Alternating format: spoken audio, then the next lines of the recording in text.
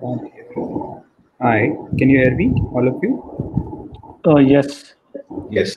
Hi, how are you doing? Hi. Good. Well, Hi, good afternoon, everyone. This is Akshat here. yeah, sure. Hi. Glad that they could make it on time. Hi, Srividya. Hi.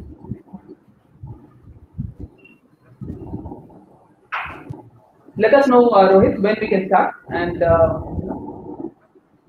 everybody. Jaspreet here. Very good afternoon. Make sure we're all audible. Yeah. Hi, Jaspreet. Hello, everyone. Hey, Srividya.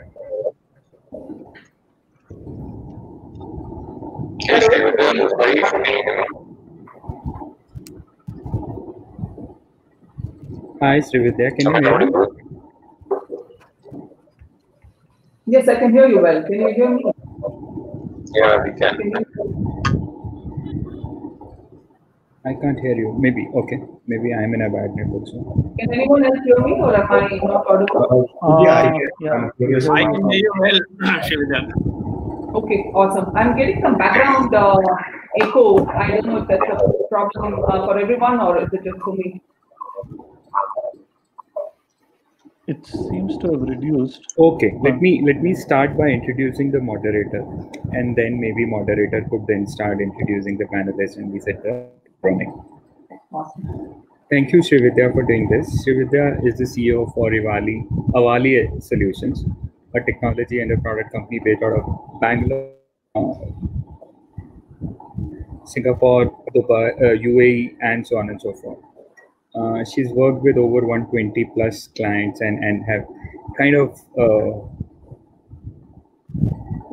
I don't know if I'm audible or not, but she's worked with one have transformed their digital presence and amongst everything else. Over to Srividya. Thank you, Rohit, for this opportunity, and it's wonderful to meet all of you here today. AI is a much debated topic, and there's so much reams and reams of documents and research and news which is written on AI almost ad nauseum. And it's, I think, adopted by many industries. The banking and finance segment is also making significant investments in this technology. And in fact, I was going through one of the recent research that said that about 72% of decision makers believe that AI is going to be a huge business advantage for them in the future.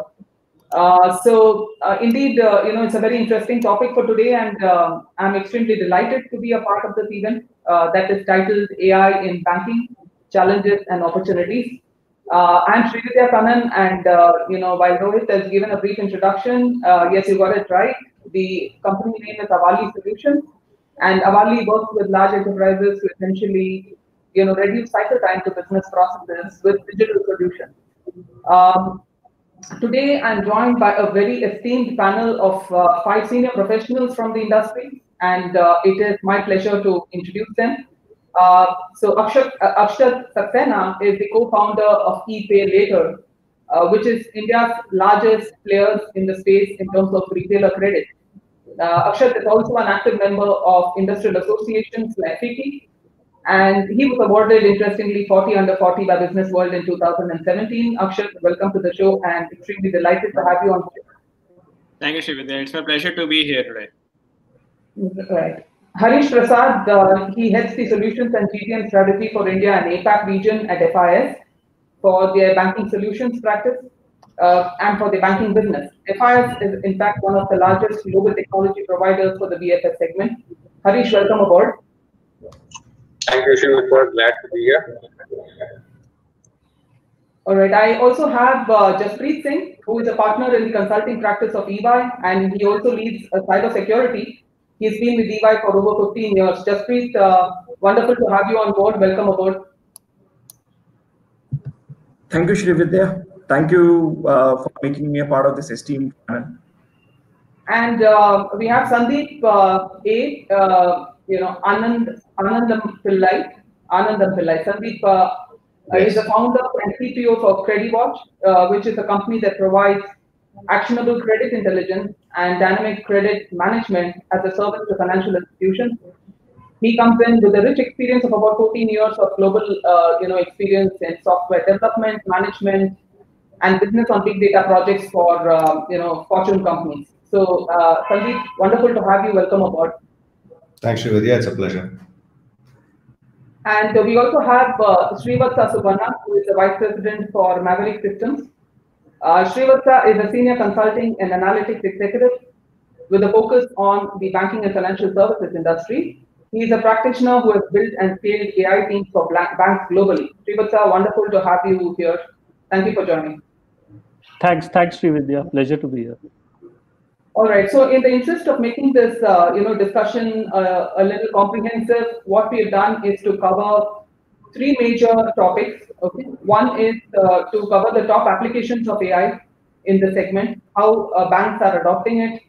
The second topic is with respect to the challenges for AI adoption, right? And we'll take the view of our panelists in terms of what is the maturity of this adoption and what are some of the challenges. And finally, we'll also talk about the important aspect of cybersecurity and its implications on AI. We have about now 40 odd minutes for the session. So without further ado, I'm just going to dive straight in. And let me begin by asking Harish. Harish, with so much being written on AI, why do you believe this technology is so important? Thank you, and a great question, Srividya. I think with such an immense amount of buzz, as you rightly say, around AI, we sometimes tend to take it for granted and don't really introspect on what makes it so important in our lives today. I think what makes it so important, I believe, is its ability to dramatically improve efficiency, reduce cost, improve quality, customer experience. There is also no industry that cannot be impacted by AI, and its applicability is quite dramatic and very broad. And there are use cases all over, right, in every area of our own lives. And we're increasingly seeing that it makes a significant difference to how we live as well. I mean, all of us would have seen the phones that we use or devices like Echo or Google Home, right? Almost all of us have started to use AI very actively in some way, and I believe that's translating into applications by the industry as well. And also, I think we are well beyond the experimental phase, now deep into the application phase. Again, we're talking about the state of maturity. We'll talk about it a little later, but we are quite deep into the application phase, and I think that makes it a very important thing to keep in mind as well. It's been around a long time. It has evolved, and again, evolved on the back of some big trends like growth on the compute side, where we have cloud computing and distributed computing. Phenomenal explosion of data, right? Availability of data is unparalleled, and the fact that so much data is available also drives huge amount of insight as well. So I think the technology is bloomed now, no longer limited at all, right, by the factors that were prevalent about 10 years back, and also evolving very fast. I think very soon we'll reach a point where I think the question will be, will machines can they become smarter than us, right? So the question is, how far are we away from that? It's probably about 10 or 15 years away in my personal view, but we are increasingly moving towards that direction. Lastly, before I conclude, a very important element, right, is that this is an area which can make or break organizations, industries, sectors, because it can dramatically alter the competitive landscape, competitive dynamics. I think organizations which take note and react and respond, I think will prosper. Others may not do so. So I think that's a serious thing to really think about. That makes it a lot more important as well. So that's a quick view from my side, Srividya. Right. Awesome, Harish. Thank you for that. Let's talk a bit, Harish, like you mentioned about the maturity. So if we were to dive a bit deeper into what you really think about the maturity in terms of adoption in the banking segment, specifically banking and financial services segment. Also, if you could cover what is your view in terms of the real potential that is still awaiting to be realized by the segment? Thanks again, Srividya. I think in the area specifically around customer support, right? There's been a huge amount of adoption. All of us see it all around us. Adoption of chatbots is quite prevalent. I think it's already par for the course. A large number of organizations globally, as well as in India, not just in banking, but most B2C businesses have adopted some form of a bot to enable customer support. And accessibility and availability of these technologies is really high enough for organizations to easily find a service and adopt and integrate that service into how they work. And again, you have a large number of SaaS platforms as well, which further increase the portability. So in terms of maturity, I think there, at least my personal view is there are a couple of aspects to note. One is there is a very, I'd say, a vast disparity in the level of sophistication of the bots when it comes specifically to customer support. While some are very advanced and able to function with a level of preciseness that can sometimes surprise you, right? A vast majority of them are really quite basic and seem almost a generation older, right? Organizations need to constantly push to make their adaptation to AI, the implementations of their bots better. This is not something that can be left static for very long. The other area, and again, this is again related to maturity, is the adoption of automated, voice-based conversational support. And NLP kind of capabilities is still not yet widespread. These technologies are interestingly quite commonly available now, and but again, there are various other elements such as initial cost, awareness, usability that probably are still areas of concerns. But again, I've seen some really slick, well-designed deployments of these technologies around customer support, and that can make this area much less human-dependent. If you think about it, that's one of the areas where a huge number of people work today. But again, this can still ensure a very human-like experience, especially through conversational mechanisms. So I think that's the area where I believe there's a lot more to be done for these banks. You also asked a question around the potential, I think, of AI, the future potential. I think in terms of how it can possibly be refined, how it can improve, I believe, again, a play of NLP and AI together with the ability to right? I mean, one of the things that these implementations cannot do is read emotions. I mean, somebody calling a contact center and being able to understand what the emotion behind that call is amazing, right? So being able to do some of this and getting and interplaying the full context, right, of why the person is calling and what is his background, what is his relationship, and being able to take all of that into account in a conversation, right? I mean, that can phenomenally improve, I think, the experience as well as result in happier customers. So quite a few things. I think the transformation is underway. I think we see that bots will become the primary servicing front for many of these banks, not just for support interactions, but also transactional interactions. And that can be truly transformational in terms of enhancing efficiencies, reducing costs, everything I said earlier, right? So that's my view on where we are headed. Let me bring in Srivatsa here. So Srivatsa, what's your view on this topic? Where do you see, AI in terms of its maturity and its unrealized, yet to be, realized potential? Yeah, thanks, Srividya, for the question. I'll specifically, touch about one of the topics that Harish referred to, which is chatbots, right? So in terms of chatbots, as Harish mentioned, they have been around, but what we see today are very rudimentary and basic kind of chatbots. At best, they let you ask FAQs, like in the banking context, for example. How do I close my bank account, or if I want to order a checkbook? It's at a very basic level now. There are some banks in the US, for example, Bank of America has probably the best automated banking assistant. It would be kind of unfair to call it just a chatbot. It lets you initiate some transactions, right? So like you want to make a payment to someone, you want to know your balance. But having said that, there is like tremendous potential on both the customer side and for the bank in terms of benefiting from automated banking assistance. So, for instance, payment due reminders. These are something that can easily be implemented for customers. Customers end up spending, paying a lot of money in late fees just because they've missed a credit card payment and so on. These are things that can actually benefit customers.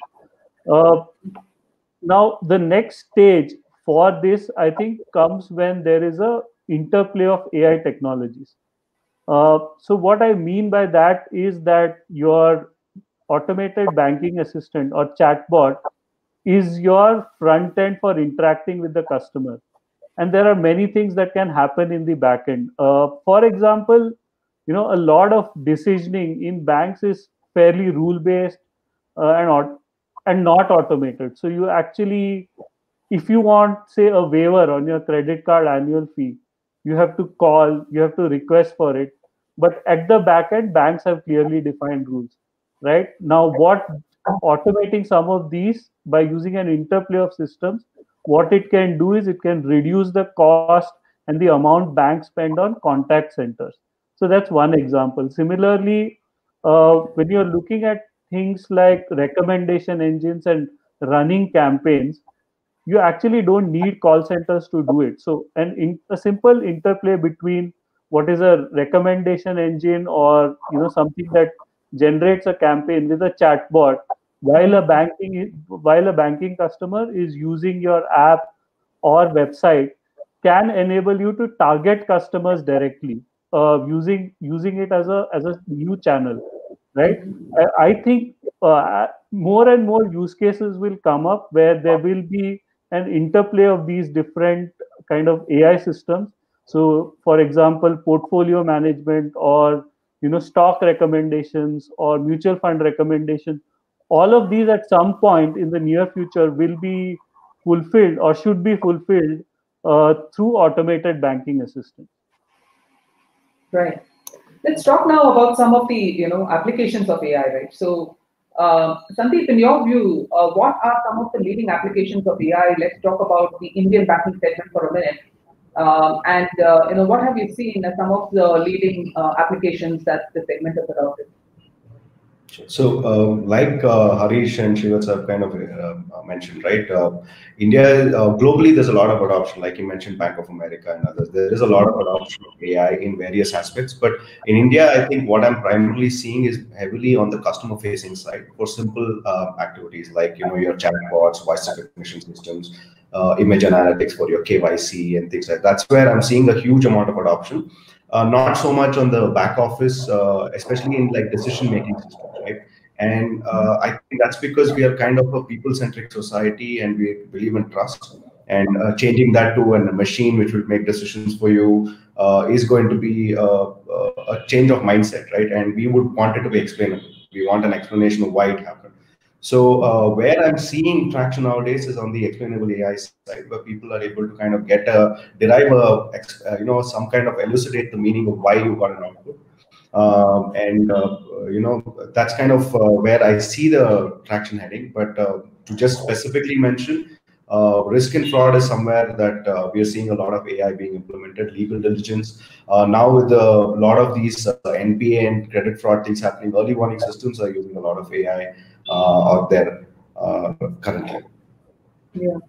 And coming back to Srivatsa, therefore, some more perspectives in terms of, if you can draw out, we have all seen a lot of conversational AI chatbots. That's pretty much quite common. But have you really come across any kind of unique examples of AI in this segment, in India, globally, and what kind of business benefits that it could have accrued to them? Sure. So the thing is, AI, data science, ML, whatever you want to call it, banking as an industry has been one of the first to have used it for a very long time, right? When banks used to lend long time ago, they would have credit officers who would approve each loan. Now that changed, and we started having scorecards. So on the retail side, AI has always been there in some form. We moved on, to campaigns, marketing, improving customer experience, and so on. However, when it comes to traditional banking functions, like say treasury or corporate banking, also there is limited use. But for something like treasury, for instance, I have seen a very interesting case. So this was for a bank in Singapore, and what they wanted to do was now banks lend money and then they source funds through deposits, right? And you can take different kinds of lending decisions. And what happens is each of these lending decisions then has a direct impact on your P&L and balance sheet, whether it's in terms of net interest margins, your interest income, things like liquidity coverage ratio on the compliance side, and so on.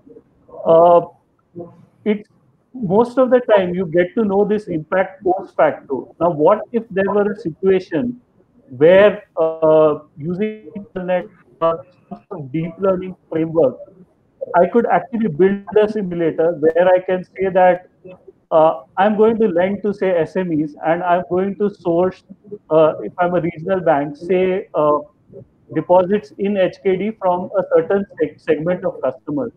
Now, if I were to do that 3 months down the line or 2 months down the line, what is going to be my net interest margin? How am I going to fare on regulatory ratios? And if I can look at different options like this, and then based on that, make a decision saying that this seems, considering my risk appetite and my profitability target of these 3 options, this seems to be the best.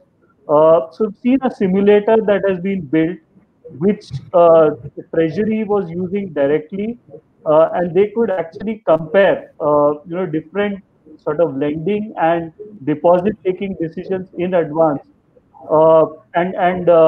and based on whatever the simulator told them and their own judgment, they were able to make funding and lending decisions. In terms of impact, what we saw was that there was an improvement of net interest margin by about 20 basis points. So if you're looking at a $2 billion book, that comes to about $4 million. That's a pretty big impact, for a bank. Right. That's really interesting. In fact, these kind of use cases, make it really interesting to hear. So let's, you touched upon Sandeep briefly about, frauds. So, talking a little bit about regulatory compliance, risk, and frauds. What's your view about AI in terms of addressing, regulatory compliance and risks, and then perhaps you could touch upon frauds, and if you can substantiate with some live examples, that'd be really wonderful. Sure. So, like it's already mentioned in the panel, right?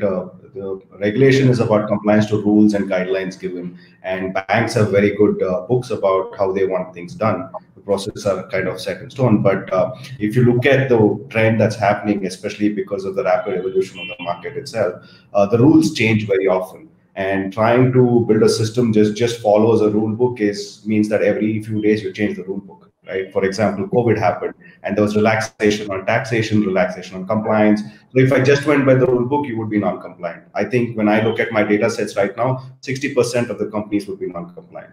But technically, if you saw the relaxation and you kind of applied everything and you look at the pattern itself, I think the compliance is pretty high. And if you generally look at the system, people don't want to fraud. A percentage of people who want to do fraud are very small, right? But it's kind of a 80-20 or a 90-10 or even smaller in that rule. But if you just looked at a rule book, it's not going to really solve the problem that easily. So using patterns, understanding patterns, evaluating it using either deep learning or other AI techniques, right? That is something which can solve the problem in the large scale because like I said, majority are trying to be compliant or honest. So we have seen a lot of that happen, in recent times because one, data is heavily available in today's world. We are a digital economy. We have a lot of data availability. Formats may not be very useful yet. We are still heading towards standardization of formats. We're seeing a lot of agencies and groups that are trying to standardize it. But applying, if we are able to achieve that in a digital country, right? AI is going to play a very big role, and it's already playing a very big role. Banks have data which is quite structured, and they're using a lot of internal analytics, transaction analytics, to see if the transaction is a fraud. There are companies that are analyzing transactions by the millions right now, and if they see there's a incorrect pattern of let's say a payment, then there is you might at 3 in the morning get a call from a bank saying we saw a card transaction. Is this done by you? And this could have been an international payment I'm making for a server in the US, right?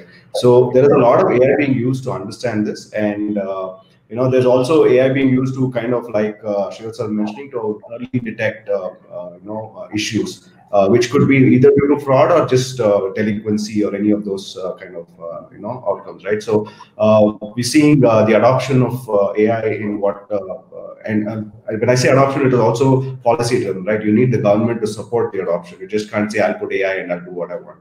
So we're seeing a lot of policy that is helping it. For example, RBI has come out with the early warning signals, and that is more achievable for you when you want to do AI driven rather than you deal with it.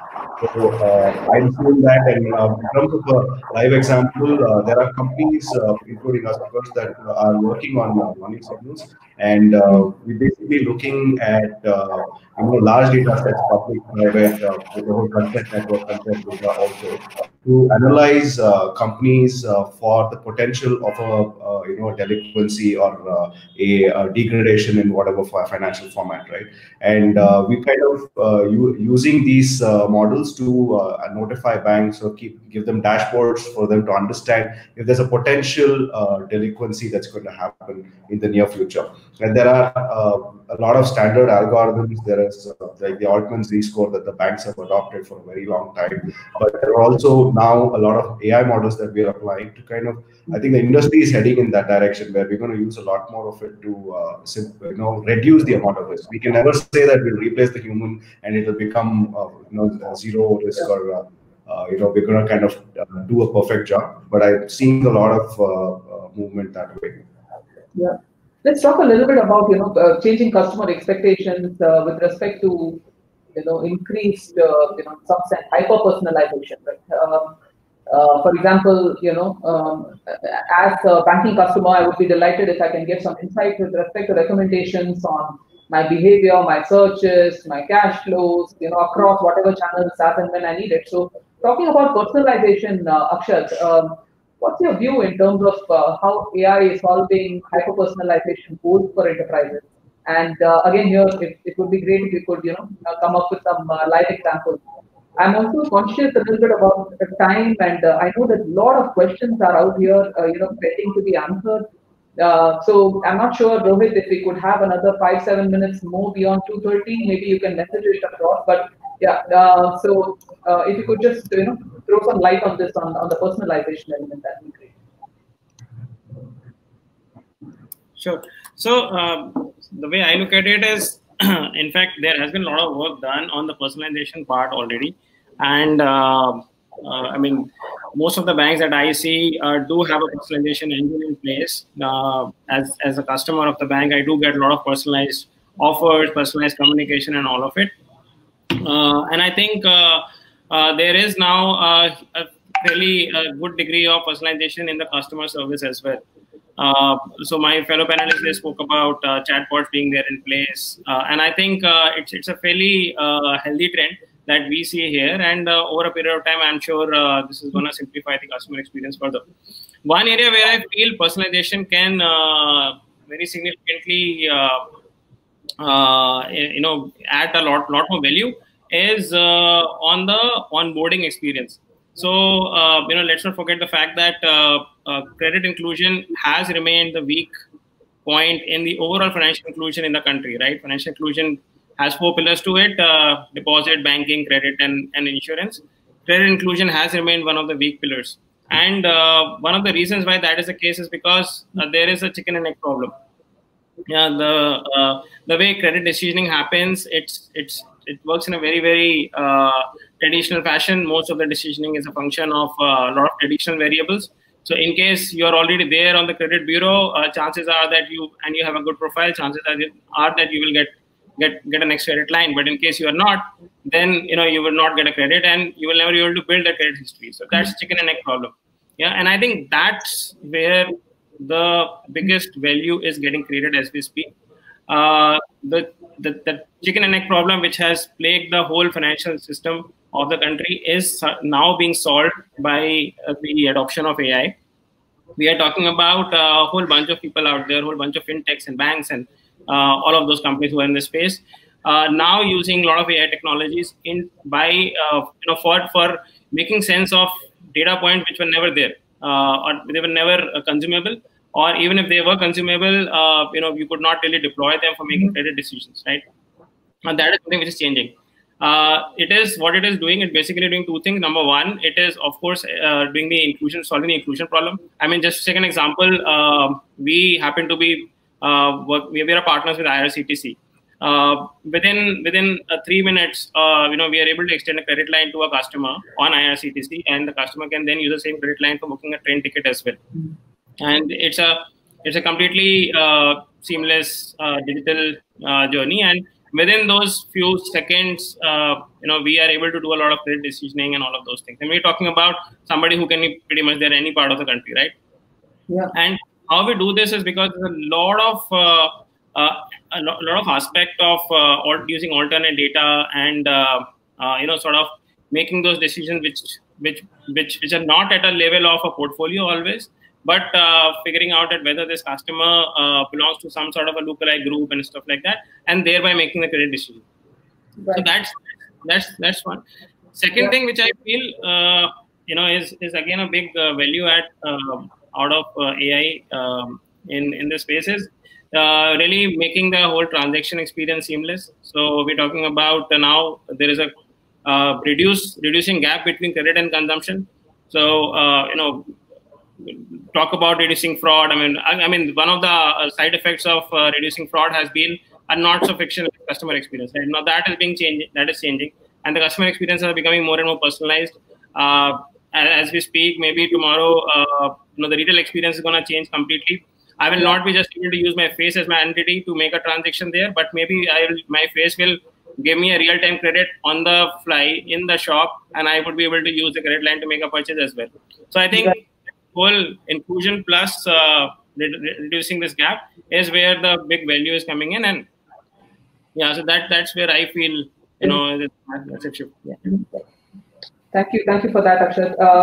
We're getting into the second segment of this conversation, which really covers around the challenges with AI, right? So let me quickly, dive straight into the question. So Harish, could you give us an overview of what are some of the top challenges that is essentially bothering scale of adoption of AI, and how enterprises are really going about, navigating these challenges?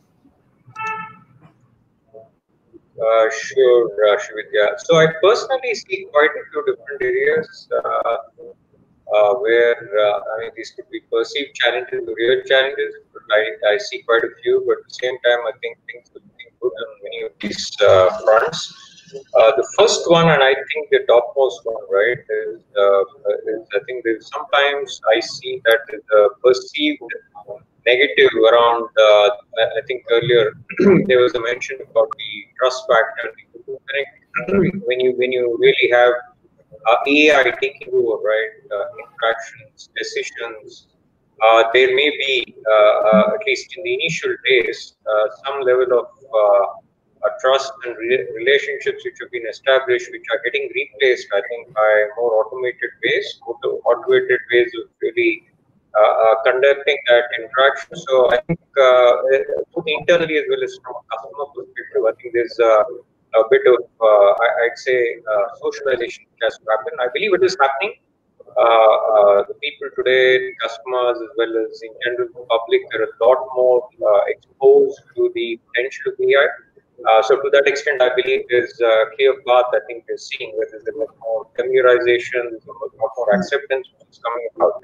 But hopefully, I think we'll be able to get over the biases around saying, okay, I would not want, let's say, an automated process servicing me as opposed to saying a person speaking to me, right? A customer might bring it up, but being able to deal with it and being able to ensure that the experience does not suffer will be key. The second area, and again, this is more about the ability of the industry to invest in newer areas and applications. While we really, I think, touched the surface with respect to the potential of AI, we've covered off areas like customer support, back office automation. There are also other impacts, other areas, I'd say, where the impact of AI could be significantly better, higher. I mean, be it autonomous systems where criticality also is extremely high. Criticality of these decisions, the criticality of the intelligence which goes in. I mean, everything is extremely high. And also, I think if you see what's really happening, the sheer cost of productizing such use cases is also extremely high, and that automatically puts in a barrier for innovation. It takes probably significant investments. Larger organizations hopefully will continue to invest and devise newer use cases, right? As opposed to just focusing on the surface and the easier ones. The last one I'd like to highlight is around people and people redundancy. I think by its very nature, AI can potentially bring in efficiency. It can simplify process, but also reduce the number of people required to participate in a process. And this implies automatically needing less people. And in countries like India, right, where there are large employable populations, we have to balance leveraging the potential. It has happened in the past. I mean, Indian banking, I'm sure most of people have sort of been through that phase of computerization when there was a lot of concern. There were unions which strongly objected, and so on and so forth. But hopefully, AI will also go through that phase, because AI can, by its very nature, bring in huge efficiencies, and that means we will need to find newer ways of employing people, as opposed to what they were doing earlier, and hopefully more productive. And that, I believe, is the last one I'd like to highlight. Right. Akshat, do you have any additional, points to cover beyond what Harish just mentioned on the same topic? No, I think Harish has covered it all. I don't have anything to add. Okay. Now let's talk about the whole aspect of bias in AI, right? And there's so much again being written about it, as well as there's a lot of concern being expressed with respect to how this is going to really impact, specifically decisions which the machine really takes. So Jaspreet, let me bring in Jaspreet here. So Jaspreet, what how do you believe this problem of bias is actually being addressed at the moment, and to what extent has this segment been able to solve some aspects of that? Thank you, Srividya. From the need of personalization of chatbots to my particular needs to biases, right? There's a very thin line that separates both of these pieces. AI has made its way into various aspects of our life, right? And including obviously banking and finance, which has been at the forefront. However, these AI algorithms are also introducing a risk of inherent bias and potential discrimination. It is imperative to mitigate such a risk so as not to lose a very large potential customer base or be exposed to anti-discrimination laws. What happens is, if I look at any AI model, it starts from pre-processing, grows to training data, which leads to build, test, then deploy, and probably get into feedback mode. When I'm going through all these stages, it is very, very imperative that I built in bias checking algorithms and bias mitigation algorithms as they are inbuilt into the AI. The most important step to avoid such risks in the first place is to ensure that the training data that we are feeding to such algorithms is biased free. For example, if I have missed 2 payments, right, because of COVID, because of any other reason, right, is that data being fed into the AI engine properly or not? This can be done by making them aware of such biases. How do we avoid them?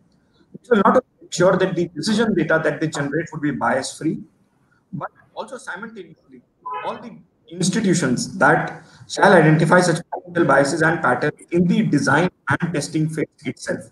Very, very important to eliminate the entire biases piece in the design and testing phase itself, so that your design your AI model using goals for fairness and inclusion, followed by also a usage of representative set of data that sets to train and test the AI model. And also, you need to perform regular checks to understand biases in your AI system. I would say these are the steps that we should take to ensure that there are no unwanted biases. Yeah, thank you for that. Let's talk a bit about data quality. I think we very briefly touched upon it. To be honest, this topic is so big that covering it in 45 minutes is almost unreal. So but nevertheless, I think it warrants a little more introspection with respect to data quality and how not having this in place is impacting delivery of superior AI applications. So on that subject, Akshat, what do you believe are some of the good practices that enterprises should be following to enhance data quality and have a well curated data set? Sure. So I personally feel that there has been some good work being done on that front, and I think I would say the government of India has also done quite a lot of work by introducing the whole governance policies and not just around quality but also data security, and also making the whole India stack available and stuff. So I see there has been a complete different attitude towards data now. Data is now data now seen as a significant asset by organizations. I remember 15 years back when I was working in a technology company selling to a few enterprises. Such awareness about the potential that data might hold was not really there. And since that is a new realization, maybe that is what has also been causing, or rather making a lot of organizations invest into making most of the data by investing into data quality as well. So you would have a lot of organizations having data quality consultants. They would have auditors who would be on a frequent basis auditing the quality of their data, the practices around it and stuff. And I think this is a very healthy trend. A lot of us, even in the startup community, have now sort of started investing into those best practices. Even I see our investors asking about the quality of our data, and some of them even, in fact, making it a part of the due diligence exercise. So I think the overall there has been a much better awareness in terms of the need for investing in quality of data across the board. Yeah. Awesome.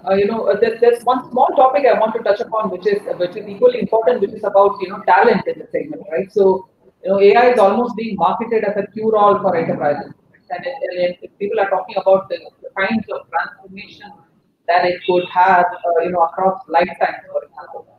But we still do have significant challenge in terms of good quality talent. So let me bring that up to Srivatsa to ask, how effectively is this being addressed at the moment, and what are some of your thoughts in terms of what needs to be done to address it at scale? Sure. So the thing is, talent shortage is understood, I think, on both sides. Okay, the supply and the demand side. So there are people who see AI as a new sort of career opportunity, and they are sort of constantly upskilling and trying to enter, into a new field. Plus, there is on the demand side, there is a shortage of talent with new technologies, AI, and so on. Right. Currently, as I see it, it's happening at three levels.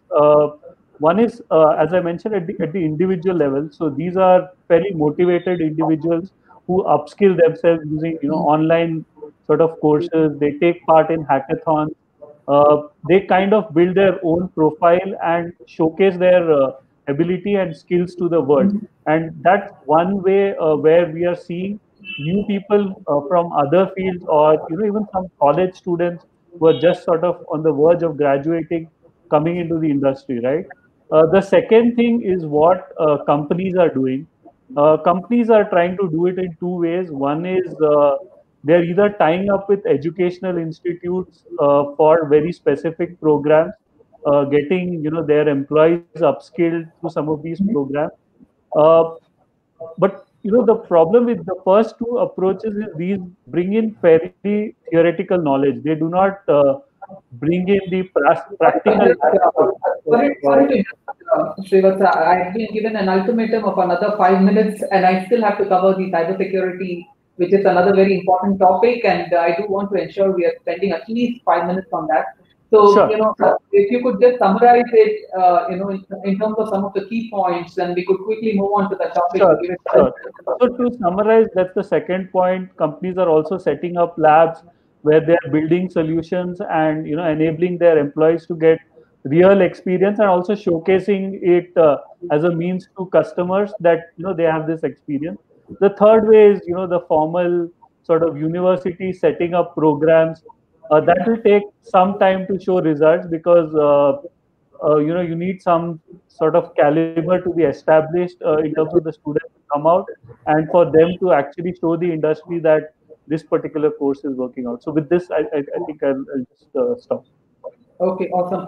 So that brings us to the final segment of this discussion, which is on cybersecurity and its implications for enterprises if not adequately addressed. So, Jaspreet, I bring that to you in terms of what are some of the cybersecurity strategies that enterprises, in this segment must absolutely put in place before deploying AI. Thank you, Shrividya. I think, see, what's happening is all these AI algorithms are now making decisions that would affect directly the customers. It is important to keep the system safe and secure. As an attacker, if they get any access to these AI systems, these decisions can directly and indirectly be delivering malicious inputs or training the data on an AI model. There have been multiple concerns today that have been raised.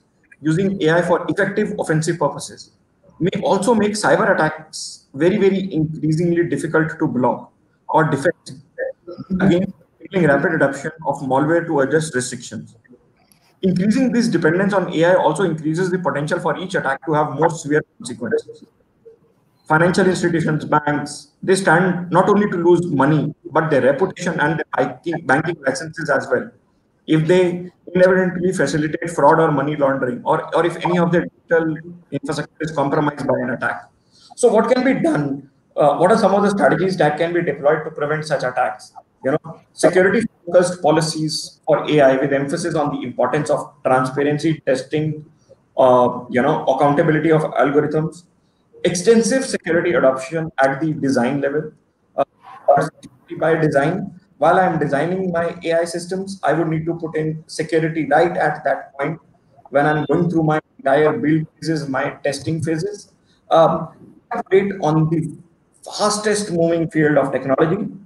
While deploying AI, establish responsible processes that can mitigate some of these things. Like there is an attack and defend team. Two different teams test your AI system.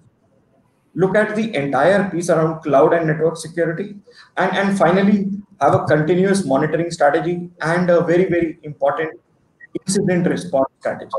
What if you're hit by a cyber attack today, how fast can you come back and you can respond and recover your AI systems? And I think these were some of the key pieces from a cyber. Excellent. I know we have one more minute, and to do justice to at least so many questions which have come up from the audiences, let's take at least one of them.